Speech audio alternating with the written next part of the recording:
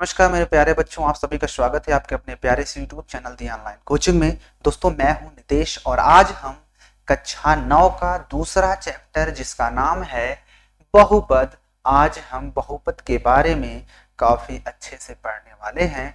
तो ये वीडियो है परिचय, हम इसमें परिचय देखेंगे, इस चैप्टर में क्या क्या है, क्या क्या पढ़ना है आपके सामने लिखे हुए हैं। बस आपको इतना ही पढ़ना है। क्या आपको सिर्फ इतना ही पढ़ना है? बहुत आसान चैप्टर है, बस आपको साथ देना है। उम्मीद करेंगे कि एक ही वीडियो में सारे कुछ कवर हो जाए। बच्चेगा तो हम परिचय 2 बना देंगे, बाकी इंट्रोडक्शन फर्स्ट होगा चैप्टर 2 बहुपद का। तो चाहे इंग्लिश मीडियम के हो चाहे हिंदी मीडियम के, आप दोनों अच्छे से देख सकते हो। मैं एक्सप्लेन कर दूंगा, हिंदी और इंग्लिश दोनों में आपको समझ में आ जाएगा। तो सबसे पहले तो बात ये होती है बच्चों कि ये बहुपद होता क्या है। ये बहुपद क्या होता है? बहुपद, बहुपद, अच्छा बहुपद, अच्छा बहुपद में दो वर्ड आपको दिख रहे होंगे। बहुपद में दो वर्ड दिख रहे हैं, एक बहु दिख रहा है और एक आपको दिख रहा है पद, है ना। एक बहु दिख रहा है, एक पद दिख रहा है। दिख रहा है कि नहीं दिख रहा? आपको इसमें दो दिख रहे हैं पद, यानी कि एक बहु है और एक है पद। तो देखिए बहुपद में आपको ध्यान से देखना है कि बहु मतलब कौन सा बहु? बहु मतलब सास बहु सोच रहे हो क्या? बहु मतलब सास बहु नहीं है। ये जो है बहु मतलब सास बहु नहीं समझ लेना। बहु मतलब होता है बहुत।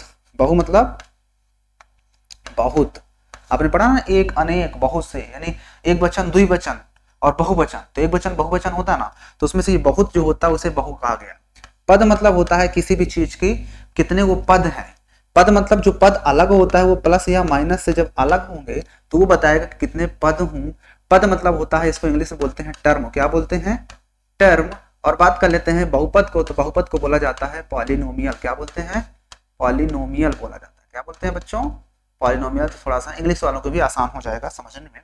तो बहुपद को इंग्लिश में पॉलिनोमियल बोलते हैं। और पॉलिनोमियल जो होता है, एक वर्ड होता है इसमें बहु और एक होता है पद। पद बोले मतलब टर्म।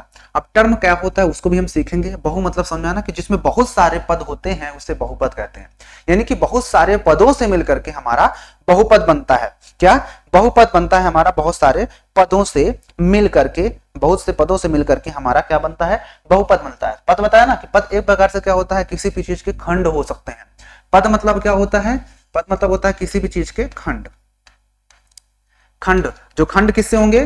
खंड जो होंगे वो प्लस या तो फिर माइनस से अलग होंगे। खंड जो होंगे इससे अलग रहा करेंगे, प्लस या माइनस के साइन के द्वारा इनको अलग किया जाएगा, वो होता है हमारा पद। ठीक है ना। तो बहुपद आपको समझ में आएगा कि बहुपद क्या होता है, जो बहुत से पदों से मिलकर बनता है उसे बहुपद कहा जाता है। तो हमें इसको पढ़ना क्या क्या है? इसमें हमको पढ़ना है चर क्या होता है, अचर क्या होता है, बहुपद को पहचानते कैसे हैं, और बहुपद के पद कितने होते हैं, बहुपद की घात या कोटि क्या होती है, बहुपद का गुणांक क्या होता है, बहुपद का व्यापक रूप क्या होता है, बहुपद व व्यंजक या फिर समीकरण में अंतर क्या होता है। यहाँ पर एक जो ये पॉइंट लिखा गया है ये नहीं है, ये वाला नहीं है, ठीक ना, ये इसको रहने दीजिए। ये जो है इसको मैं हटा ही देता हूं यहाँ से, इस चीज को।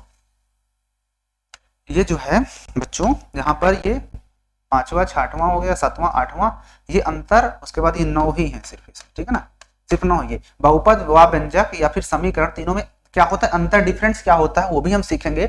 और शून्यकों की संख्या क्या होती है, सबको बहुत ही मजेदार तरीके से सीखना है। आपको सिर्फ इतना ही पढ़ना है। आपको इतना आ गया ना, तो ये मान लो कि आपको 95% आप सीख चुके हैं। कुछ चीजें जो छूट रही होंगी उनको हम जब एक्सरसाइज करेंगे तो वहां पर क्लियर कर लेंगे। तो आइए एक एक को हम धीरे धीरे से सीखते चलते हैं कि कांस्टेंट क्या होता है, अचर और चर दोनों क्या क्या होते हैं, हम इसके बारे में हम अब बात करने वाले हैं। ठीक है ना। तो मैं इसको हटाता हूं, आपको समझ में आ गया होगा। तो बहुपद क्या होता है? बहुत से पदों से जो मिलकर बनता है उसे बहुपद बोलते हैं, जो प्लस या माइनस से अलग होता है। यानी कि जैसे मैं यहाँ पर लिख दूं कुछ एग्जांपल कि 2x माइनस वाई, या फिर लिख दूं 5x square plus 7y plus 9 minus 9 या 7। तो आप यहाँ पर क्या देख रहे हो कि यहाँ पर ये एक टर्म हो गया, एक टर्म ये हो गया। तो देखो ये प्लस या माइनस से अलग है ना, यहाँ पर एक टर्म ये है, फिर प्लस से अलग होकर ये दूसरा, फिर माइनस से ये अलग तीसरा। यानी कि हम सिर्फ प्लस या माइनस से ही अलग होंगे, वही हमारे क्या कहलाएंगे? खंड कहलाएंगे। और वही क्या कहलाएंगे?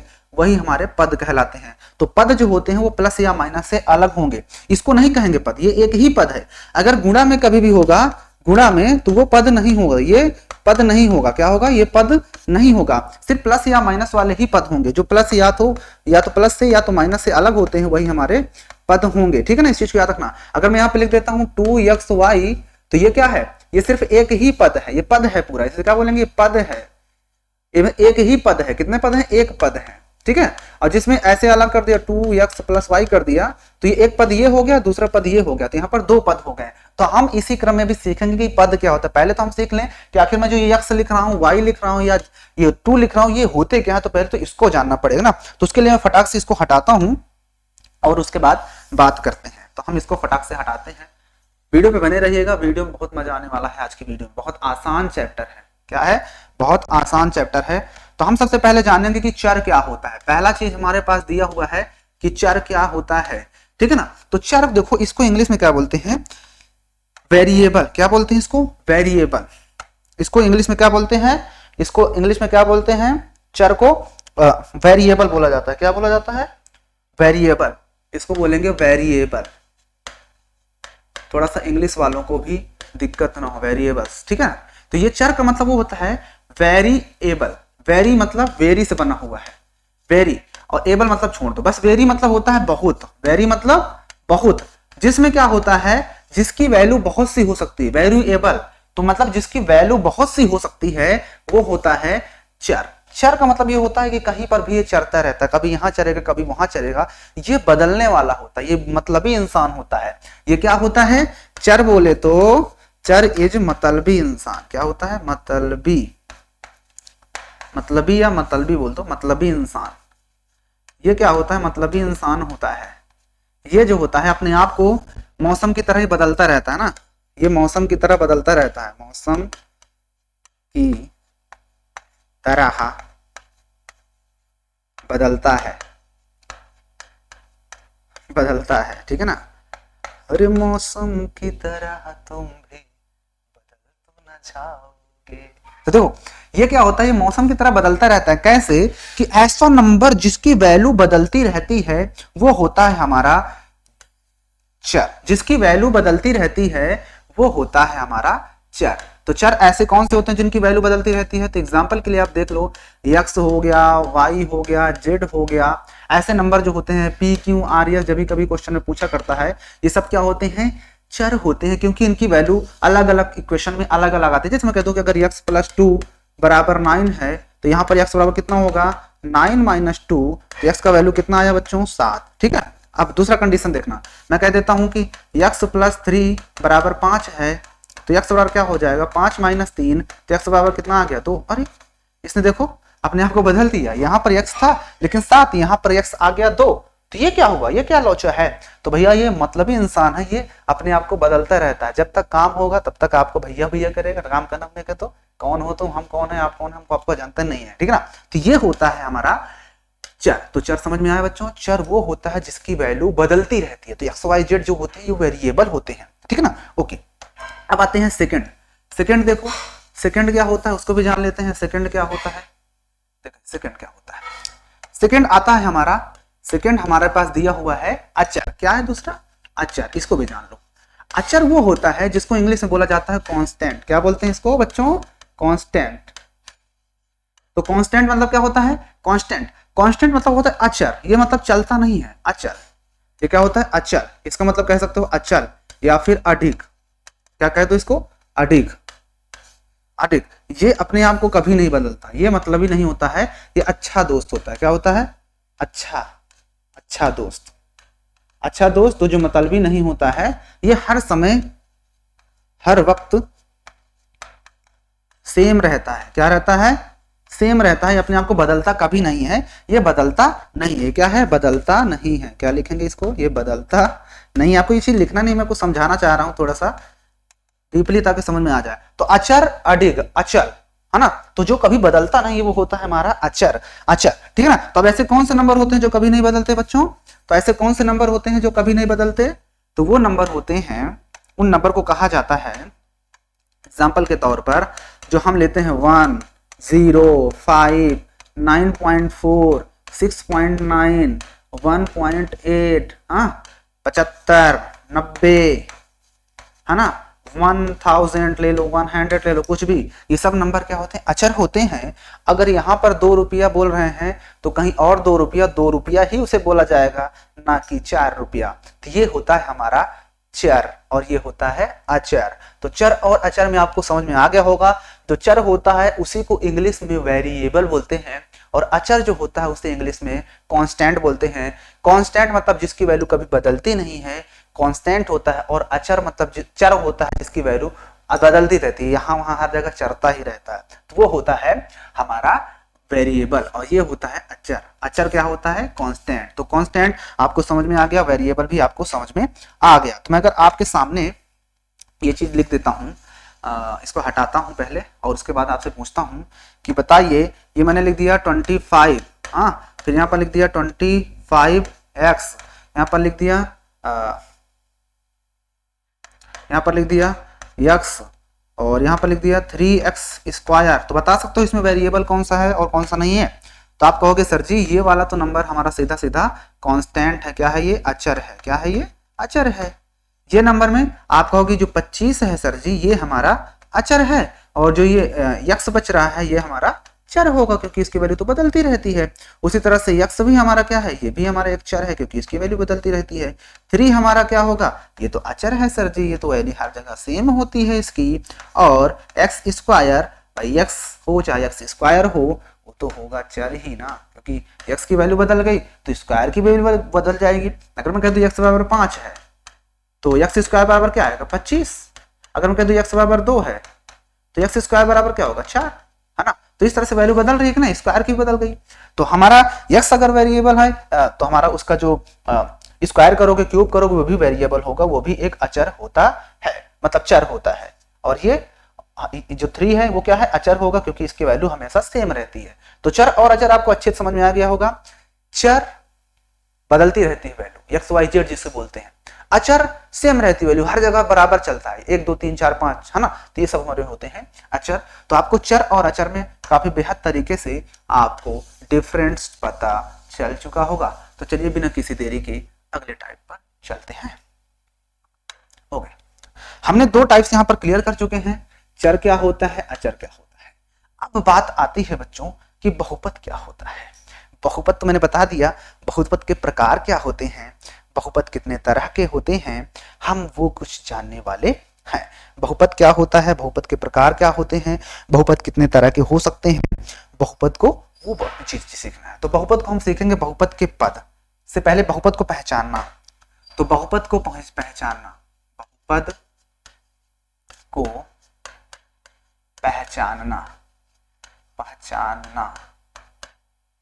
ठीक है ना, ये चीज सीखना। देखो बहुपद को पहचानना क्या होता है, अगर कोई भी बहुपद होता है, देखो मैं यहां पर लिखता हूं बहुपद, जो बहुपद होता है, बहुपद बराबर होता है जो हमारा यहां पर चर आएगा, क्या आएगा, चर, उसकी जो पावर होगी हमेशा एक क्या होनी चाहिए, एक पूर्ण संख्या होनी, एक पूर्णांक होना चाहिए। क्या होना चाहिए, एक पूर्णांक होना चाहिए, एक पूर्णांक संख्या होनी चाहिए, पूर्णांक होनी चाहिए, ठीक है ना। तो आप इंग्लिश में कर लिखना चाहता हूं इसको, तो इंग्लिश में आप इसे ये लिखोगे कि जो हमारा पॉलिनोमियल होना चाहिए, पॉलिनोमियल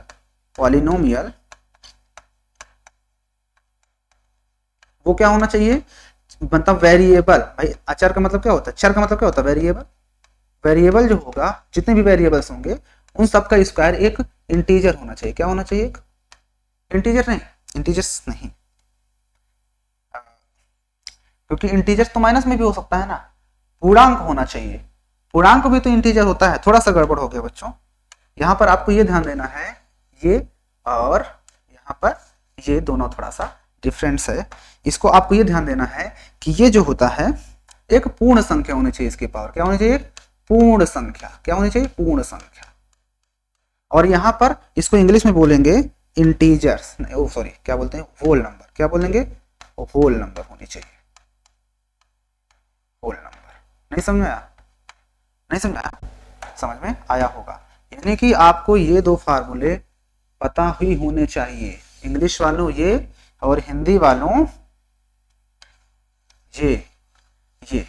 अब देखो आपको पता होना चाहिए कि पूर्ण संख्या होती क्या है। भाई पूर्ण को ही होल नंबर बोलते हैं। जो पूर्ण होता है, पूर्ण को ही हम क्या बोलते हैं, होल नंबर बोलते हैं, है ना, होल। और इसमें कहाँ शुरू होते हैं, 0 से, 0 1 2 3 4, इस तरह से ये जो जाते रहते हैं नंबर, ये हमारे होते हैं पूर्ण संख्या। क्या होती है ये, पूर्ण संख्याएं। तो पूर्ण संख्याएं आपको पता होनी चाहिए कि पूर्ण संख्याएं क्या होती हैं। तो हमने बताया ना कि पूर्ण संख्या जो बहुपद वही होगा जिसमें चर की पावर एक पूर्ण संख्या होनी चाहिए। अगर कहीं पर भी एक भी अगर नंबर ऐसा दिख गया जिसकी पावर जो है कि माइनस में हो, अपान में हो या फिर पॉइंट में हो, तो वो सब पूर्ण संख्या तो होती नहीं है, तो वो हमारे फिर पॉलिनोमियस भी नहीं कहलाएंगे, बहुपद भी नहीं होंगे। ठीक है ना। तो पॉलिनोमियस मतलब वेरिएबल हमेशा उसका होल पावर होना चाहिए। जैसे मैं यहाँ पर एग्जांपल के लिए एक एग्जांपल लिखता हूँ, यहाँ पर एग्जांपल इक्वल मैं लिख देता हूँ यहाँ पर कि 2x स्क्वायर प्लस 3x। तो यहाँ पर देखो जितने भी वेरिएबल हैं, आप यहाँ पे गौर से देखोगे कि यहाँ पर जितने भी वेरिएबल आपको दिख रहे हैं, जितने भी यहाँ पे वेरिएबल दिख रहे हैं, यहाँ पर x वेरिएबल है, यहाँ पर भी x वेरिएबल है, मतलब चर है ना ये, और उसकी पावर पूर्ण संख्या होनी चाहिए। तो यहाँ पर देखो ये जो 2 है ये पूर्ण संख्या ही तो है, क्या ये पूर्ण संख्या नहीं है क्या, आप बताओ। और यहाँ पर x की पावर कितनी है भाई, इसकी पावर 1 है, और 1 भी क्या होती है, पूर्ण संख्या होती है। तो देखो इनकी पावर पूर्ण संख्या, इसलिए हमारा ये क्या होगा, ये जो है इसको पॉलिनोमियस कह सकते हैं। और याद रखना कि पॉलिनोमियस को हम px से लिखा करें, किस फॉर्म में, इस फॉर्म में। ऐसे क्या होगा, मतलब जो भी वेरिएबल दिया होगा, जो भी चर दिया होगा, उसको ब्रैकेट में लिखा जाएगा। उम्मीद है कि आपको क्लियर हो गया होगा। तो आपको बहुपद हो या चर हो, उसको पूर्ण संख्या के फॉर्म में होना चाहिए। तो आइए कुछ एग्जाम्पल इसके और कुछ देखते हैं, उसके बाद हम आगे बढ़ते हैं। तो इसको आपने नोट कर लिया होगा, नोट नहीं किया तो आप लोग ये नोट कर लीजिए, नोट कर लिए। मैं थोड़ा सा और हट जाता हूँ। ओके, आपने नोट कर लिया होगा। अब मैं इसको क्या करता हूँ, हटाता हूँ। अब देखते हैं, मैंने आपको क्या बताया कि जो पॉलिनोमियस होता है, यानी कि बहुपद होगा, बहुपद वही होगा जिसमें चर की पावर क्या होगी, एक पूर्ण संख्या होगी। क्या होगी, एक पूर्ण संख्या। ठीक है, वही हमारा क्या होगा, वही हमारा बहुपद कहलाएगा।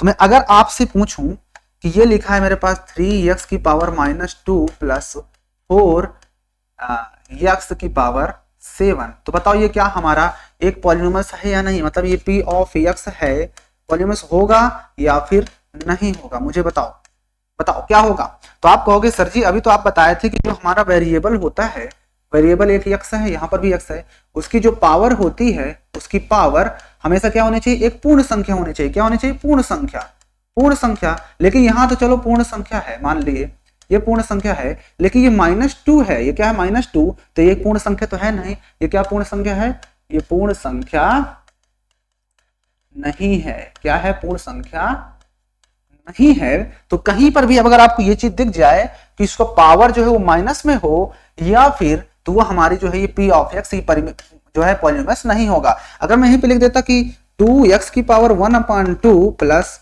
5x, तो क्या ये होगा, तो ये भी बच्चों नहीं होगा, क्योंकि यहाँ पर ये पावर अपान में हो गई। मैंने कहा सिर्फ पूर्ण संख्या होनी चाहिए, तो भाई 1/2 ये पूर्ण संख्या नहीं है, ये तो आधी है, तो ये भी इसकी वजह से पूर्ण संख्या नहीं है। क्या है, पूर्ण संख्या नहीं है, नहीं है, इसलिए ये भी संख्या क्या होगी, ये भी एक पॉलिनोमियस नहीं होगा। आपको समझ में आ गया होगा बच्चों। अगर मैं यहीं पे लिख देता कि 2x की पावर 2.5 प्लस 9x, आगे और कुछ भी हो, कितना भी पावर अच्छा से दिया हो, लेकिन अगर कहीं पर भी दिख गया ये पूर्ण संख्या नहीं है, ये पूर्ण संख्या नहीं है, इस वजह से ये भी हमारी संख्या क्या होगी, एक बहुपद नहीं हो सकता। तो बहुपद की कंडीशन आपने समझ लिया कि बहुपद सिर्फ वही होगा जिसकी पावर क्या होगी, बहुपद सिर्फ वही संख्या होगी जिसकी पावर एक पूर्ण संख्या होगी। मैं एक वाक्य में लिख देता हूं, एक वाक्य में इसमें लिख देता हूं कि बहुपद सिर्फ वही होगा, बहुपद सिर्फ वही होगा जिसमें चर का घात, चर मतलब वेरिएबल की घात मतलब कोटि मतलब डिग्री, क्या डिग्री, वो क्या होगी, एक पूर्ण संख्या होगी। क्या होगी, एक पूर्ण संख्या मतलब होल नंबर। क्या होगा, होल नंबर होगी। ठीक है ना। तो हमारी जो संख्या है, बहुपद सिर्फ वही को कहा जाएगा, बहुपद हम सिर्फ उसी को कहेंगे जिसमें जिसका जो चर होगा, वेरिएबल होगा, उसकी घात, कोटि या डिग्री कह लो, वो एक पूर्ण संख्या होनी चाहिए, मतलब कि होल नंबर, तभी हमारा वो एक बहुपद कहलाएगा। उम्मीद है कि आपको क्लियर हो चुका होगा। तो चले आगे। ओके, तो बहुपद को पहचानना। अब बहुपद के प्रकार भी होते हैं। क्या होते हैं बच्चों? बहुपद के प्रकार देख लेते हैं। उनको कैटेगराइज किया गया है बहुपद को। बहुपद के प्रकार अब हम देखने वाले हैं बच्चों कि बहुपद जो होते हैं वो कितने तरह के होते हैं, बहुपद का रूप कैसा होता है मैंने बताया। अब बहुपद के हम देखेंगे प्रकार। तो बहुपद के जो प्रकार होते हैं वो 2-3 तरह के होते हैं। तो पहले तो हम देख लेते हैं बहुपद के प्रकार। बहुपद के प्रकार, बहुपद के प्रकार। बहुपद के प्रकार जो होते हैं वो 2 तरह के होते हैं। एक समीकरण के आधार पर हो जाएगा, है ना, घात के आधार पर एक होता है, और एक इसके जो पार्ट होते हैं मैं यहां पर लिख ही देता हूं। ये 2 तरह के होते हैं, एक घात के आधार पर, घात के आधार पर, और एक होगा बच्चों एक घात के आधार पर होता है और एक होता है पद के आधार पर या पदों के आधार पर लिख सकते हो, पदों के आधार पर, ठीक है ना। ये 2 तरह के होते हैं। एक तो होता है घात के आधार पर बहुपद के प्रकार कितने होते हैं, और एक होता है पदों के आधार पर बहुपद के प्रकार कितने होते हैं, ठीक ना। तो वो चीज सीखना है। तो देखो, घात के आधार पर हम पहले सीख लेते हैं कि घात के आधार पर कितने तरह के होते हैं। तो जिसकी घात के थ्रू हम बताएंगे और इसे बताएंगे पदों के आधार पर। तो मैं एक काम करता हूं, पहले पदों वाला बता दूं क्या। तो हम क्या करते हैं, पहले पदों के आधार पर सीखते हैं। तो पदों के आधार पर पहले हम देखेंगे, पदों के आधार पर, पदों के आधार पर बहुपद के प्रकार, बहुपद के प्रकार। तो देखो ध्यान से, पदों के आधार पर बहुपद के प्रकार कितने होते हैं। तो देखो, पहला जो होता है वो होता है, उसको बोलते हैं मोनोमियल। क्या बोलते हैं? मोनोमियल, जिसको इंग्लिश में बोलते हैं एक पद। क्या होता है? एक पद बहुपद, ठीक है ना। दूसरा होता है बायनोमियल। क्या होता है? बायनोमियल, जिसको इंग्लिश में बोलते हैं द्विपद, द्विपद। तीसरा होता है ट्रायनोमियल। क्या होता है? ट्रायनोमियल, जिसको इंग्लिश में बोलते हैं त्रिपद। क्या बोलते हैं? त्रिपद, ठीक है ना। इसके बाद और भी होता है, उसको भी देखते हैं। इसके आगे और भी होता है, उसको हम देखते हैं, लेकिन पहले मोनोमियल समझ लो। मोनोमियल क्या होता है? तो मोनोमियल ये होता है जिसमें एक पद होता है। मैंने पद बताया ना कि पद क्या होते हैं, जो प्लस या माइनस से अलग होते हैं वही होता है। तो मोनोमियल मतलब एक पद जिसमें सिर्फ एक पद हो। ये दो एक ही पद है। मैं लिख देता हूँ 2x, ये भी एक ही पद है। मैं लिख देता हूँ 5y, ये भी एक पद है। मैंने कह दिया 9x, y भी लगा दोगे तब भी एक पद कहा जाएगा, क्योंकि मैंने बताया था भी कि इसमें प्लस या माइनस से वो अलग नहीं होगा, तब तक वो एक पद ही होगा। तो देखो, ये एक ही पद है, ये 2 भी एक पद है, 2x भी एक पद है, 5y भी एक पद है, 9yxy भी एक पद है। ओके, चले आगे। अब देखो बाइनोमियल, जिसमें 2 पद होते हैं, यानी कि मैं लिख देता हूं कि 2x प्लस 5, 2 पद हो गए। मैं लिख देता हूं 9y स्क्वायर प्लस y, ये भी देखो 2 पद है। मैं लिख देता हूं 3x माइनस 7, ये भी देखो एक पद है। मतलब एक पद यहाँ पर प्लस या माइनस से अलग हो गया, एक पद आगे है। तो यहाँ पर माइनस से पहले एक, माइनस के बाद तो 2 पद हो गए। यहाँ पर 9y स्क्वायर, फिर प्लस लग गया तो दूसरा। तो जब प्लस या माइनस लग जाता है तो उसको दूसरा पद उसके बाद वाला होगा, फिर प्लस लग गया उसके बाद वाला तीसरा पद। तो इस तरह से ये पद चलते रहते हैं, ठीक है ना। तो यहाँ पर जिसमें सिर्फ 2 पद होंगे वो होता है बाइनोमियल। ट्राइनोमियल समझ में आ गया होगा कि जिसमें 3 पद होते हैं। तो मैं लिख देता हूँ यहाँ पर जैसा 4y square plus 7y plus 9, ठीक है। देखो 3 पद हैं। मैं कह देता हूं कि 3x प्लस 7y माइनस 8, ये भी देखो 3 पद हैं। तो इस तरह आप और भी एग्जांपल अपने से बना सकते हो जिसमें 3 पद होने चाहिए और तीनों पद अलग अलग। अगर ऐसे दे दिया जाए आपको, मैं कह दूं 2x प्लस 5x प्लस 7, तो मैं कह दूं ये कितने पद हैं यहाँ पर? इतने पागल थोड़े ना है आप भाई। ये 2x को ही 2 बार लिखा, ये दोनों हमारे लाइक टर्म हैं। तो 5x में 2x जुड़ के 7x बन जाएगा और प्लस 7। अब ये जुड़ नहीं सकता, इसलिए अब ये 2 पद हो गए, तो ये बाइनोमियल होगा। ट्राइनोमियल ऐसे दे देगा, तुम कहोगे अरे 3 पद है तो 3 में मसक दिए। अरे 3 पद कैसे है भाई? ये दोनों तो अपने जोड़ीदार है ना, अलग अलग कैसे हो गए? तुम दोनों एक साथ जाओ और तुम 7 अलग आओ, तो इस तरह से 2 पद हो गए। जिस तरह कंफ्यूज भी होकर देता है, तो आपको इस चीज से बचना है। उम्मीद है कि आपको समझ में आया होगा। नहीं समझ आया? आ गया ना? अरे क्या बात है। आगे चलते हैं। अभी इसी में एक पार्ट और होता है जिसका नाम होता है पॉलिनोमियल। क्या होता है पॉलिनोमियल? तो मैं इसको हटाता हूं, फिर अभी घात के आधार भी बताता हूं। मैंने बहुपद के प्रकार बता दिया ना, घात के आधार पर, पदों के आधार पर। तो हम अभी पदों के आधार पर देख रहे हैं। अभी एक और आता है, तो मैं इसको हटाता हूं, आप जल्दी से नोट कर लो, आप जल्दी से नोट कर लो। नोट कर ली? ओके।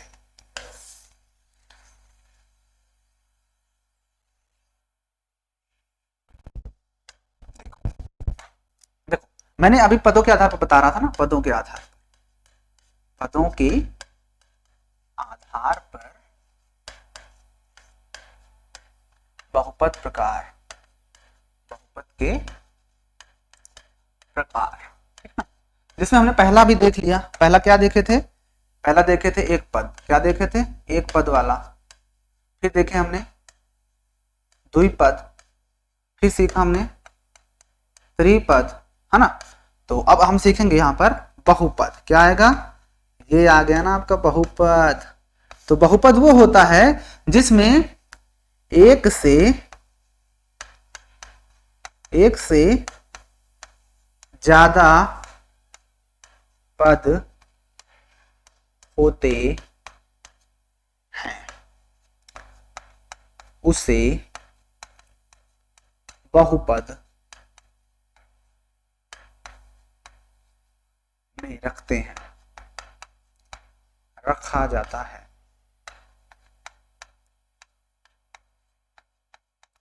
जिसमें एक से ज्यादा पद होते हैं उसे बहुपद में रखा जाता है। मतलब समझा आपने कि जो हमारा एक से ज्यादा, यानी ये वाला जो होता है ये बहुपद नहीं होता, बाकी ये वाला और ये वाला, ये दोनों के दोनों हमारे बहुपद होते हैं। बात समझा ना। यानी कोई पूछ ले कि बहुपद जो होता है वो एक पद होता है या नहीं होता, यानी सीधा सीधा याद रखना कि जो पॉलिनोमियल होता है इसको क्या बोलते हैं? मोनोमियल बोलते हैं। ये मोनोमियल होता है, ये बायनोमियल होता है, ये ट्राइनोमियल होता है। याद रखना कि जो बहुपद होता है वो मोनोमियल नहीं होता है, बहुपद मोनोमियल नहीं होता है, और बाकी के बाइनोमियल ट्राइनोमियल ये दोनों के दोनों बहुपद होते हैं। तो बहुपद में एक पदी को छोड़ करके, बहुपद में जो होता है वो एक पद से छोड़ करके दो पद, तीन पद, चार पद, पांच पद, जितने भी पद हों, मुख्यतः जितने भी हों, उस सब के सब क्या होंगे? बहुपद में आएंगे। लेकिन जो एक पद वाला होता है वो बहुपद नहीं होगा। मैं कह दूं कि 2x ये क्या बहुपद है? मैं कहूं ये बहुपद है, बहुपद है या नहीं? तो ये बहुपद नहीं है। अगर मैं कह दूं 2x + 5 क्या ये बहुपद है? तो ये बहुपद है या नहीं है?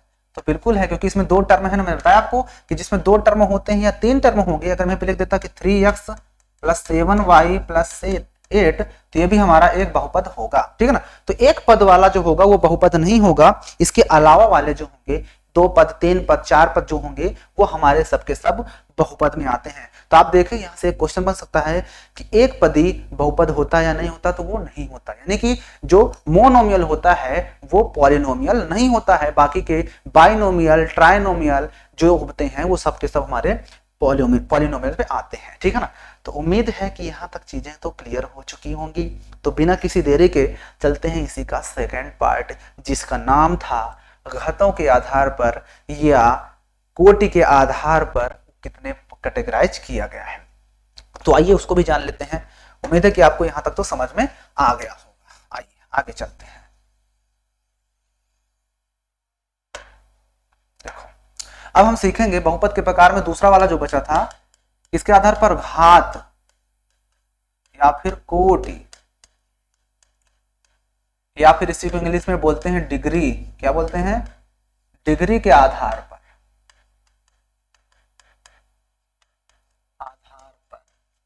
बहुपद के प्रकार। किसके? बहुपद के प्रकार, मतलब कि टाइप्स ऑफ पॉलिनोमियल्स किसके आधार पर?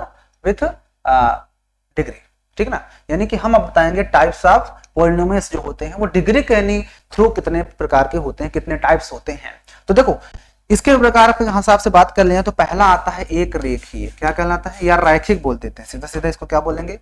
रैखिक समीकरण बोलते हैं। क्या बोलते हैं इसको? इसको बोलेंगे हम लोग रैखिक बोलते हैं। जो दूसरा होता है द्विघात बोलते हैं, त्रिघात समीकरण होता है ना ऐसे।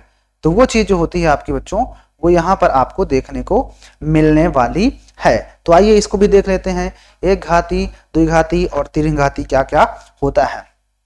तो देख लेते हैं। तो देखिए पहला जो होता है उसका मैंने नाम बताया, क्या होता है पहला, रैखिक समीकरण। क्या होगा, रैखिक किसे बोलेंगे, मतलब रैखिक बहुपद कहेंगे। क्या कहेंगे, बहुपद पढ़ रहे हैं इसलिए हम बहुपद बोलेंगे, बहुपद, ठीक है ना, रैखिक बहुपद। फिर होता है उसके बाद दूसरा द्विघाती बहुपद। क्या, द्विघाती बहुपद। तीसरा होगा त्रिघाती। तीसरा क्या होगा, त्रिघाती बहुपद, त्रिघाती बहुपद, ठीक है ना। अब देखो जो रैखिक होता है इसी को बोला जाता है लीनियर, LINEAR, लीनियर पॉलिनोमियल। क्या बोलेंगे, लीनियर पॉलिनोमियल्स। जो द्विघाती होता है उसे बोलते हैं क्वाड्रेटिक। क्या बोलते हैं, क्वाड्रेटिक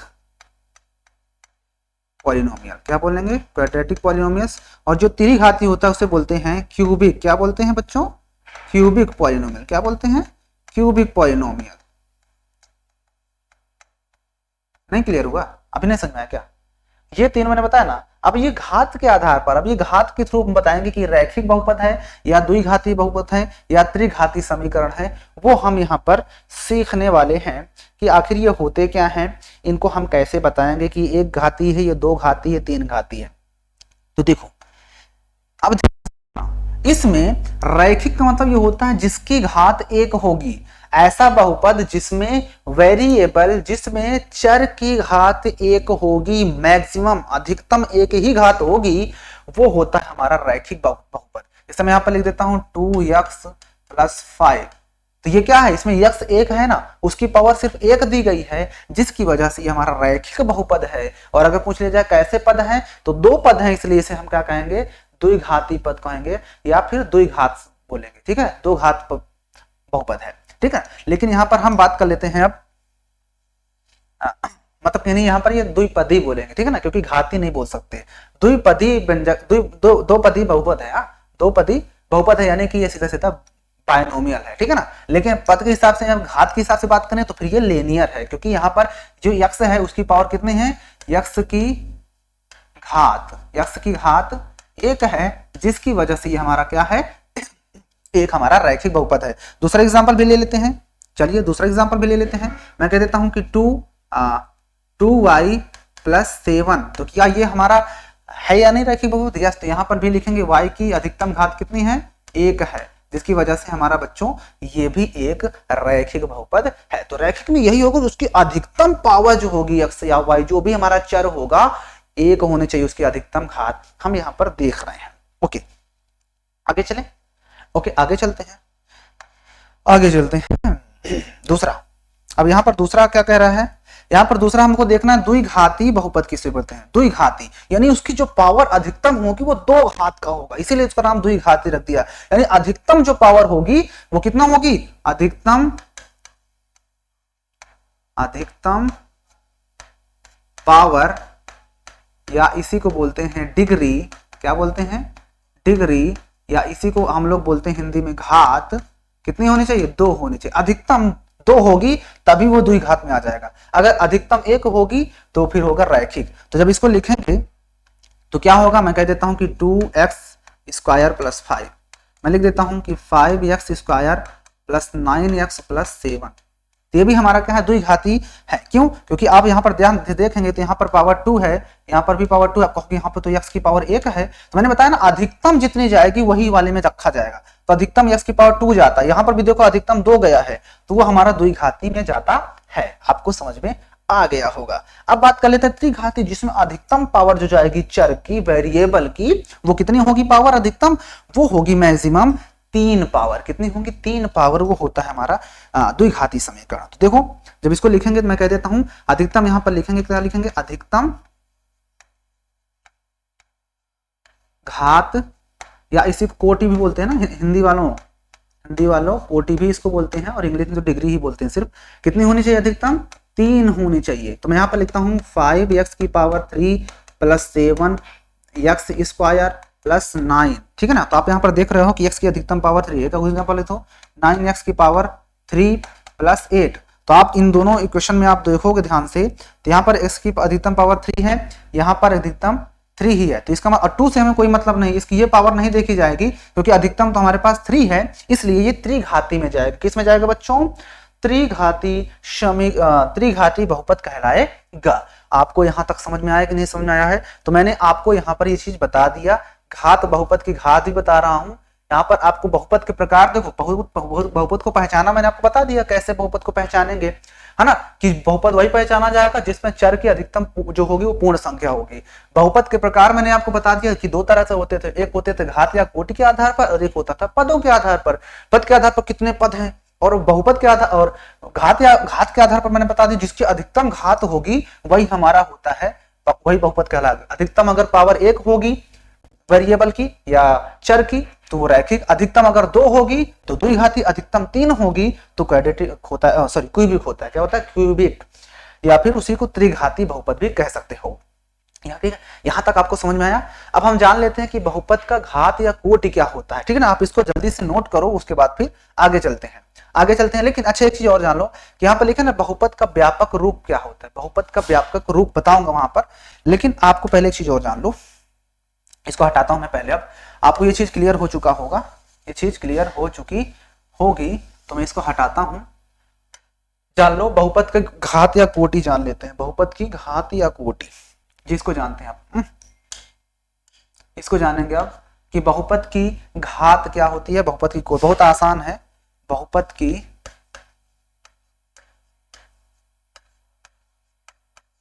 घात या इसी को बोलते हैं कोटि। इंग्लिश में कहोगे तो पावर, या फिर इसी को इंग्लिश में बोलते हैं डिग्री मिलता है, डिग्री ऑफ पॉलिनोमियल। ठीक है ना, ये चीज भी आपको ध्यान रखना है।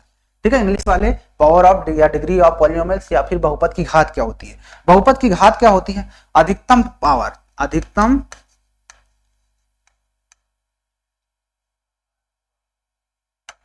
यहां पर लिखेंगे चर की अधिकतम घात। क्या लिखेंगे? चर की अधिकतम घात, अधिकतम घात,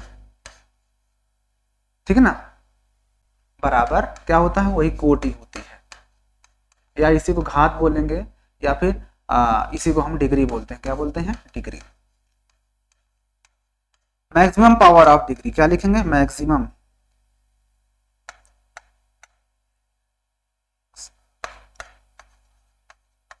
मैक्सिमम डिग्री ऑफ वेरिएबल। ठीक है ना, जो वेरिएबल होगा उसके जो सबसे ज्यादा घात होगी ना वही होगा हमारा कोटि या घात। ठीक है ना, एग्जांपल देखो, आपको ज्यादा समझ में आ जाएगा। आपको ऐसे में कंफ्यूज हो जाते हो, मुझे पता है। तो देखो मैं एग्जांपल यहाँ पर लिखता हूँ। एक लिखा है 7 y square plus 8 x square y plus 7y। हमें देखना है अधिकतम घात कितनी होगी। अगर इस वाले में देखोगे अधिकतम घात क्या है? x y है, तो यहाँ पर y स्क्वायर की अगर घात निकालोगे तो सिर्फ 2 ही आएगी। अगर हम इसमें बात करते हैं तो x स्क्वायर 3 प्लस y है, तो x की अधिकतम घात 3 और प्लस y की अधिकतम घात 1 है, तो 4 आएगी। और यहाँ पर बात करोगे y की, तो y की जो अधिकतम घात है 1 ही है। तब बताओ अधिकतम घात कितनी आई बच्चों? तो आपने देखा कि सर जी यहाँ पर तो 4 आ रहे हैं अधिकतम घात, तो यही क्या हो जाएगा? डिग्री हो जाएगी। यही क्या हो जाएगी? डिग्री हो जाएगी, या हिंदी में इसको बोलोगे तो घात हो जाएगी, या बच्चों यही कोटि हो जाएगी। यही क्या हो जाएगी? कोटि हो जाएगी। यही हमारी क्या होगी? पावर हो जाएगी। आपको समझ में आ गया होगा? समझ में आया? एक क्वेश्चन और लेते हैं। आइए भाई, जब तक समझ में नहीं आया तब तक आप पूछते रहिए, हम बताने के लिए ही यहाँ पर आए हुए हैं। देखो ध्यान से, अगर मैं कह देता हूं यहाँ पर 7y की पावर 30 और प्लस 9x स्क्वायर y की पावर 90 माइनस x की पावर 140 y की पावर 30 एंड z की पावर 80।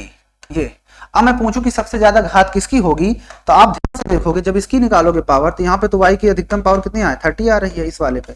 यहाँ पर देखोगे तो x स्क्वायर और y की पावर 90 थी, तो यहाँ पर कितना हो जाएगा? 2 और प्लस यहाँ से 90, घातों को ऐड करके देखोगे ना तो 92 आएगा यहाँ पे। यहाँ पर देखोगे तो यहाँ पर x की पावर कितना है? 40 है, और आगे 30 है, और फिर 80 है। क्योंकि तीनों हमारे वेरिएबल ही तो हैं, चर ही तो हैं।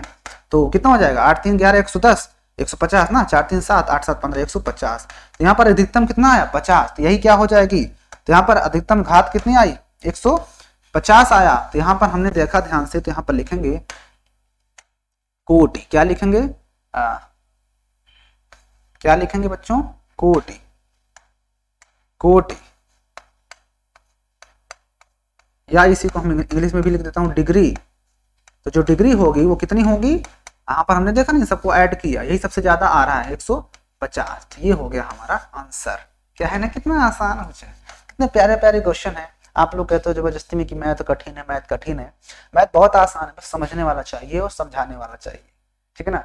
मैथ सबको बहुत आसान लगेगा, मैथ जो है समझने वाला चाहिए, और झुकती है दुनिया झुकाने वाला चाहिए। चलते हैं आगे। तो कोटि समझ में आया ना, कोटि कैसे निकालते हैं, बात समझ में आ गई होगी। तो चले आगे, या फिर अब रहने दें। अब हम सोच रहे हैं कि बाकी के जो पार्ट्स बच रहे हैं ये वाले, इसको हम लोग नेक्स्ट वीडियो में कवर करेंगे। तो आपको यहाँ तक कोई दिक्कत नहीं हुई होगी। उम्मीद है कि आपको चीजें बहुत अच्छे से क्लियर हुई होंगी, है ना। अगर मैं पूछ लूँ, यहाँ पर एक वर्ड लिखा है 2x की पावर 2 प्लस 9 y की पावर -1 प्लस 7, क्या ये बहुपद है, क्या ये बहुपद है, बहुपद है, बहुपद है या नहीं, बताओ। है तो यहाँ टिक करो, नहीं है तो यहाँ पे क्लिक करो।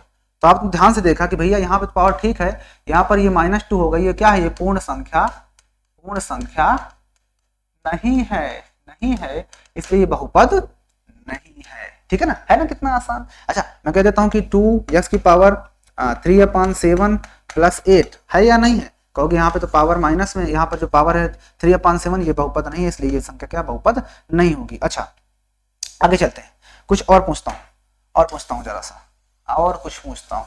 ये लो, आज क्वेश्चन की बौछार ही कर देता हूँ। मैं पूछ लेता हूँ कि ये 75x प्लस 7 ये कैसा है, ये कैसा बहुपद है। तो आप कहोगे बहुपद कैसा है, बहुपद। तो देखो पहली बात तो यहाँ पर पावर इसकी कितनी है, 1 है ना भाई, पावर 1 है। तो मैं बात करूं तो ये रैखिक बहुपद है, कैसा है, रैखिक बहुपद है, क्या है, रैखिक बहुपद है। और यहाँ पर पावर देखो, यहाँ पर 2 पद हैं, कितने पद हैं, 2 पद हैं, क्योंकि प्लस या माइनस से जो लोग 2 पद होता है, तो 2 पद है, इसलिए हम इसे बोलेंगे द्विपदी, द्विपदी या द्विपद बहुपद, बहुपद। हाँ द्विपद बहुपद भी कह सकते हो, क्योंकि द्विपद जो होता है बहुपद होता है, तो ये द्विपद हो गया, या इसी को इंग्लिश में बोलेंगे बायनोमियल, ठीक है ना, समझ में आया ना बात को। अच्छा एक एग्जांपल और देखते हैं। मैं पूछ लेता हूं आपसे कि बताओ 2x² प्लस 9y की पावर 10 प्लस, ये क्या लिख दिया मैंने, समझ नहीं आ रहा मेरे को। यहाँ पर लिख देता हूं कि 3xy की पावर 12।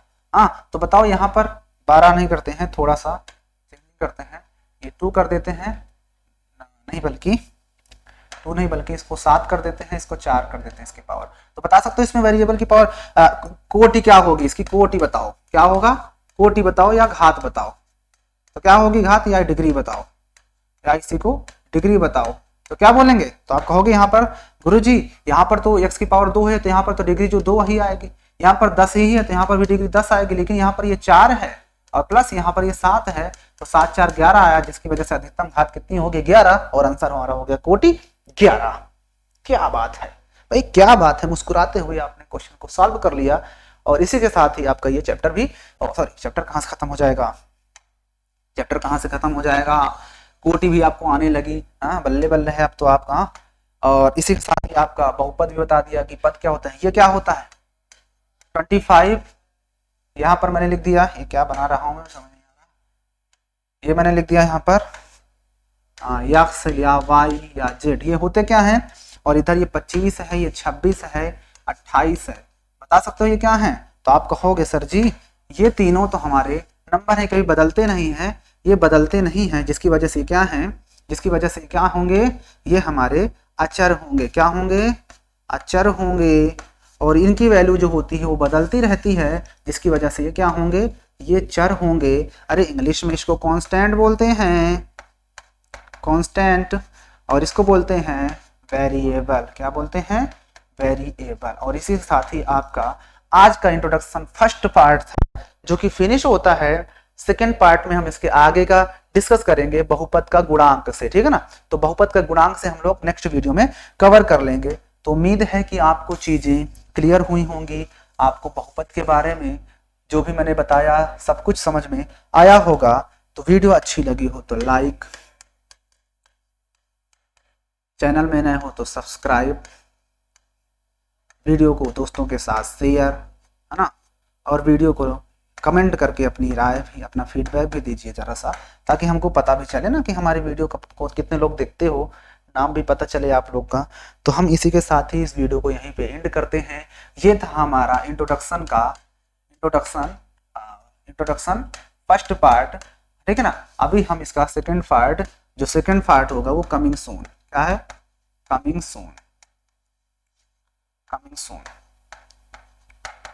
ये बहुत जल्द आने वाला है सेकंड पार्ट, ठीक है ना। तो आप इस फर्स्ट पार्ट को देखिए, सेकंड पार्ट का इंतजार कीजिए। और वीडियो अच्छे लगे हो तो लाइक करो, चैनल पर नहीं तो सब्सक्राइब कर लो। और फिर हम लोग मिलते हैं नई वीडियो के साथ, तब तक के लिए जय हिंद।